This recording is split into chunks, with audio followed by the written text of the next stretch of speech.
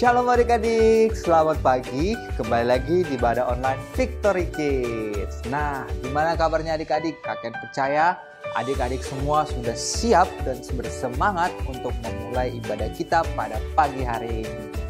Namun sebelum kita memulai ibadah kita pada pagi hari ini, mari kita berdoa terlebih dahulu. Tuhan Yesus, terima kasih Tuhan atas berkat-Mu pada pagi hari ini. Kami mau mulai ibadah kami, berkati ibadah kami dari awal, pertengahan, hingga akhirnya Tuhan. Terima kasih Tuhan, di dalam nama Tuhan Yesus kami berdoa, haleluya, amin. Mari memuji Tuhan.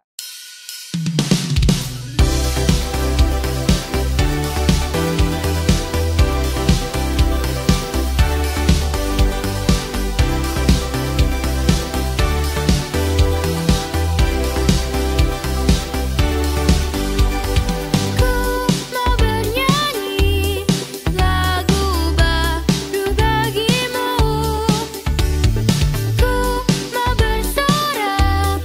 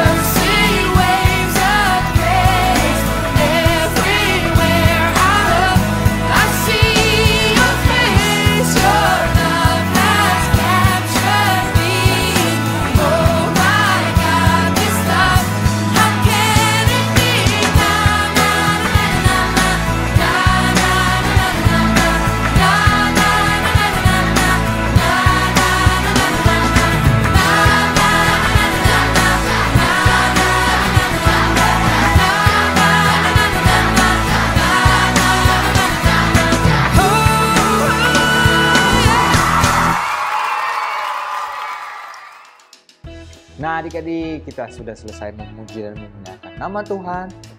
Nah, sekarang tiba saatnya kita mau mendengarkan firman Tuhan. Mari adik-adik semua, kita siapkan hati kita, pikiran kita untuk mendengarkan firman Tuhan. Mari kita berdoa. Tuhan Yesus, terima kasih Tuhan, kami sekarang mau mendengarkan firman-Mu Tuhan, berkati firman-Mu agar bisa tertanam, bertumbuh, dan berbuah di dalam hidup kami Tuhan. Terima kasih Tuhan, haleluya, amin. Shalom adik-adik Victory Kids, selamat hari Minggu semuanya. Nah, kakak yakin dan percaya pagi hari ini kalian yang udah nonton YouTube Victory Kids sudah siap banget karena kita akan mendengarkan firman Tuhan.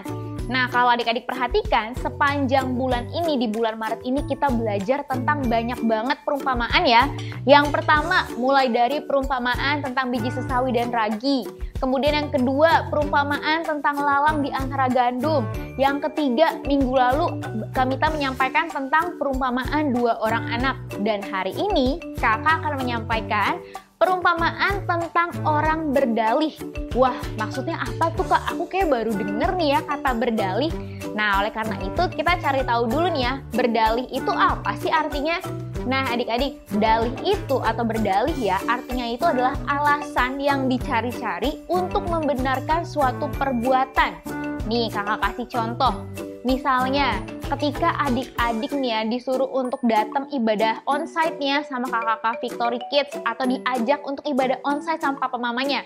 Tapi kalian beralasan misalnya, aduh aku ngantuk nih Pak, aku ngantuk nih Ma, aku nggak mau ikut ibadah onsite, udahlah ikut ibadah online aja. Karena aku semalam abis begadang main game sampai jam 2 pagi misalnya. Wah, itu namanya berdalih, itu mencari alasan ya untuk melakukan sesuatu gitu ya. Padahal ketika main game dia punya banyak waktu, nonton YouTube punya banyak waktu, tapi waktu tersebut dia pakai untuk begadang sehingga ketika harus bangun pagi dia malah ngantuk ya, malah nggak bisa datang ibadah onsite, mencari-cari alasan untuk nggak datang ibadah onsite. Nah, itu contohnya berdalih adik-adik. Jadi dalih itu mencari alasan untuk membenarkan suatu perbuatan yang sebenarnya itu adalah salah adik-adik. Nah, di sini kita akan belajar tentang perumpamaan orang yang berdalih. Kita akan lihat di Lukas pasal yang ke-14 ayat 15 sampai 25. Nah, di sini kakak akan bahas beberapa ayat nih adik-adik ya. Kita akan lihat di Lukas 14 ayat yang ke-16. Tetapi Yesus berkata kepadanya, ada seorang mengadakan perjamuan besar dan ia mengundang banyak orang. Nah, di sini jadi waktu itu Yesus itu lagi menceritakan perumpamaan tentang kerajaan Allah. Di sini Tuhan Yesus bilang ada seorang yang mengadakan perjamuan besar dan ia tuh mengundang banyak orang. Kemudian di ayat yang ke-17 kita lihat, menjelang perjamuan itu dimulai, ia menyuruh hambanya untuk mengatakan kepada para undangan, marilah sebab segala sesuatu sudah siap. Jadi pada saat itu, perjamuan itu bisa diartikan sebagai suatu pesta ya, perjamuan makan yang besar gitu ya, pesta gitu ya mungkin di masa kini ya. Marilah sebab segala sesuatu sudah siap. Makanannya udah siap, semuanya minumannya sudah siap, tamu undangannya disuruh masuk, tinggal untuk menikmati aja nih acaranya. Nah, bayangin kalau kalian diundang ke pesta ulang tahun teman kalian, rasanya seneng gak? Seneng banget dong ya rasanya ya, pasti kalian tuh udah excited banget pengen datang ya ke pesta tersebut. Nah, tapi adik-adik di sini kita lihat mereka semua ini pada berdalih. Orang-orang yang diundang saat itu untuk ke perjamuan besar berdalih, mencari alasan. Kita lihat apa aja sih alasan-alasan yang mereka gunakan di pas ayat yang ke-18. Tetapi mereka bersama-sama meminta maaf. Yang pertama berkata kepadanya, aku telah membeli ladang dan aku harus pergi melihatnya. Aku minta dimaafkan. Wah, ternyata orang yang pertama ini, dia itu baru aja beli ladang. Berarti dia orang kaya dong ya. Ladang itu maksudnya tanah gitu ya. Dia baru aja beli tanah dan dia harus pergi nih karena dia harus melihat tanah yang udah dia beli. Nah, ini orang pertama. Kita lihat orang yang kedua. Dia berdalih apa nih kira-kira? Yang lain berkata, aku telah membeli 5 pasang lembu kebiri dan aku harus pergi mencobanya. Aku minta dimaafkan. Wah, ternyata orang yang kedua ini dia baru aja beli lembu kebiri, adik-adik. Dan dia juga nggak bisa datang ke perjamuan tersebut, dia harus segera pergi. Dan dia juga minta maaf nih ya pada saat itu ya. Ya sayang banget ya nggak bisa datang juga nih orang kedua, padahal udah diundang nih ya ke perjamuan tersebut. Kemudian kita lihat lagi di ayat ke-20. Yang lain lagi berkata, Aku baru kawin dan karena itu aku tidak dapat datang. Wah, ternyata yang orang selanjutnya ini dia juga berdalih mencari alasan dia baru aja kawin sehingga dia nggak bisa datang ke pesta tersebut gitu ya. Akhirnya dia pergi dan tidak datang ke pesta tersebut. Nah, karena di sini hambanya bingung nih ya, aduh gimana nih ya, kok nggak ada orang yang bisa datang ke perjamuan makan ya? Akhirnya hambanya ini melapor kepada tuannya. Di ayat ke-21 kita lihat, maka kembalilah hamba itu dan menyampaikan semuanya itu kepada tuannya. Lalu murkalah tuan rumah itu dan berkata kepada hambanya. Jadi tuan rumahnya ini marah ya. Dia udah bikin perjamuan yang besar gitu ya, pesta makan yang besar, tapi nggak ada orang yang bisa datang. Akhirnya dia bilang, pergi deh kamu ke segala jalan dan lorong, serta ke kota-kota gitu ya. Bawalah kemari orang-orang miskin, orang-orang cacat, orang buta, dan orang lumpuh untuk datang ke perjamuan ini untuk menikmati. Nah, kita lihat apakah akan ada orang yang bisa datang ke perjamuan makan tersebut adik-adik. Di ayat ke-24, ayat selanjutnya kita lihat, sebab aku berkata kepadamu, tidak ada seorang pun dari orang-orang yang telah diundang itu akan menikmati jamuanku. Di sini Tuhan Yesus yang ngomong ya, akunya besar. Nah, di sini artinya apa? Ternyata walaupun pesta perjamuannya udah dibuat besar dan orang-orang yang diundang ini tinggal menikmati aja, tinggal duduk, tinggal makan, menikmati pestanya dengan santai, tapi nggak ada orang yang bisa datang adik-adik. Nah, di sini apa sih yang kita bisa pelajari adik-adik? Kalau kita lihat tadi ya, di ayat tersebut ya, ada banyak orang yang mencari-cari alasan gitu ya ketika diundang masuk oleh Tuhan Yesus. Di sini artinya Tuhan Yesus sedang menceritakan tentang kerajaan Allah, di mana Tuhan Yesus ini sebenarnya memanggil banyak orang untuk mengikut Dia, untuk masuk dalam kerajaan Allah. Tapi banyak orang juga yang berdalih, yang mencari-cari alasan untuk nggak bisa mengikut Tuhan. Aduh Tuhan, aku sibuk sekolah nih ya, PR aku banyak, aku nggak bisa ibadah onsite nih hari ini Tuhan, tugas kelompok hari ini lebih penting. Nah, atau mungkin, aduh Tuhan, hari ini aku izin dulu ya nggak bikin piklub nih Tuhan, soalnya aku ngantuk banget seharian abis sekolah, terus ekskul gitu ya, jadinya aku ngantuk banget, capek Tuhan, aku nggak bikin piklub ya. Terus atau mungkin, aduh Tuhan aku hari ini kayaknya nggak doa dulu ya sebelum tidur ya, soalnya aku juga udah ngantuk banget, mataku udah 5 banget, udah capek banget. Nah adik-adik, di sini tahu ya apa yang menjadi maksud dari ayat tersebut ya. Akan banyak orang yang berdalih, yang mencari-cari alasan ketika Tuhan justru membuka pintu. Tuhan membawa kita untuk kita dapat masuk ke dalam kerajaan Allah, tapi banyak orang juga yang mencari alasan gitu ya, untuk nggak mau gitu mengikut Tuhan. Di sini kita belajar ketika Tuhan memerintahkan sesuatu kepada kita justru harus melakukan dengan segera. Jangan berdalih, jangan mencari-cari alasan. Karena biar gimana pun kita akan punya 1001 alasan untuk tidak dapat melakukan perintah Tuhan. Bener gak? Bener ya? Jadi oleh karena itu adik-adik, pagi hari ini mungkin firman Tuhannya terdengar simple ya, jangan berdalih gitu ya, perumpamaan tentang orang berdalih. Tapi pagi hari ini kakak mau kita sama-sama belajar mempraktekkan gitu ya. Ketika mungkin orang tua kita menyuruh kita, memerintahkan kita, guru di sekolah, kakak-kakak sekolah minggu, atau orang yang lebih tua dari kita menyuruh kita melakukan hal yang benar, yang sesuai dengan firman Tuhan gitu ya. Kita lakukan dengan segera. Jangan mencari-cari alasan untuk tidak mau melakukannya adik-adik. Nah, di sini ayat terakhir yang mau kakak sampaikan ada di 1 Korintus 15 ayat 58. Karena itu saudara-saudaraku yang kekasih, berdirilah teguh, jangan goyah, dan giatlah selalu dalam pekerjaan Tuhan. Sebab kamu tahu bahwa dalam persekutuan dengan Tuhan, jerih payahmu tidak sia-sia. Nah, ayat ini mengajarkan kepada kita, yang mengingatkan kita kembali untuk kita giat nih dalam pekerjaan Tuhan, untuk kita giat dalam melakukan hal-hal yang benar. Contohnya apa? Ketika kita belajar untuk siapa? Untuk Tuhan gitu ya. Ketika kita membantu orang tua di rumah, itu juga termasuk pekerjaan Tuhan. Kita melakukannya untuk Tuhan. Kita juga menghormati orang tua, itu juga untuk Tuhan, menghargai sesama. Hal-hal yang benar semua yang kita lakukan, itu semua adalah pekerjaan Tuhan. Tuhan mau kita melakukan pekerjaan tersebut gitu ya, selama di bumi ini, untuk menjadi misinya Tuhan, untuk menjalankan misi Tuhan di bumi ini adik-adik. Oleh karena itu, pagi hari ini yuk sama-sama kita belajar ya, kita renungkan ketika ada hal-hal yang benar dan baik yang diperintahkan kepada kita gitu ya. Kita jangan berdalih, tapi kita melakukan hal tersebut dengan semangat, antusias, dan pastinya dengan segera. Tidak mencari-cari alasan, tapi melakukan dengan segera. Yes, aku mau melakukannya. Yes, aku mau membaca Alkitab. Yes, aku mau berdoa. Yes, aku mau belajar melayani.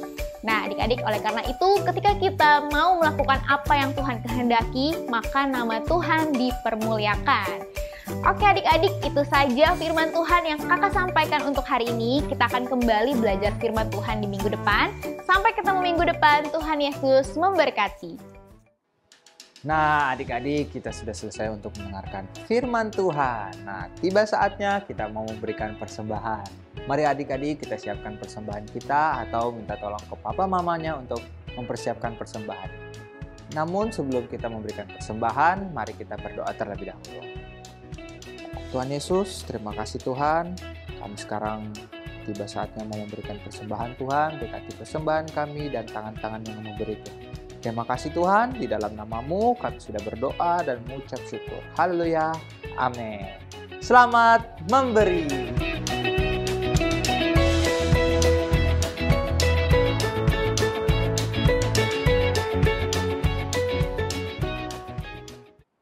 Oke adik-adik, kita telah selesai mengikuti ibadah online Victory Kids hari ini dan kita akan tutup dalam doa nih ya. Jangan lupa adik-adik, untuk firman Tuhan hari ini kita belajar untuk melakukan segala sesuatu dengan segera. Tidak mencari-cari alasan, tidak berdalih, tapi kita mau melakukannya dengan semangat, antusias, dan dengan segera. Yuk adik-adik, sama-sama kita bersatu dalam doa. Tuhan Yesus yang baik, terima kasih ya Bapa untuk pagi hari ini ya Tuhan. Kalau kami sudah mengikuti ibadah ini dari awal, pertengahan hingga akhir ya Tuhan. Biarlah ya Tuhan setiap firman juga yang ditaburkan Tuhan di dalam hati kami boleh tertanam Tuhan dan bertumbuh subur Tuhan. Dan terlebih kami juga boleh mempraktekkan Tuhan apa yang telah disampaikan Tuhan pada pagi hari ini ya Tuhan. Berkati Tuhan setiap kami ya Tuhan, biarlah Engkau memberikan kami kemampuan untuk kami boleh mempraktekkan kebenaran firman-Mu Tuhan. Di dalam nama Tuhan Yesus kami sudah berdoa dan mengucap syukur. Haleluya. Amin. Selamat hari Minggu. Tuhan Yesus memberkati.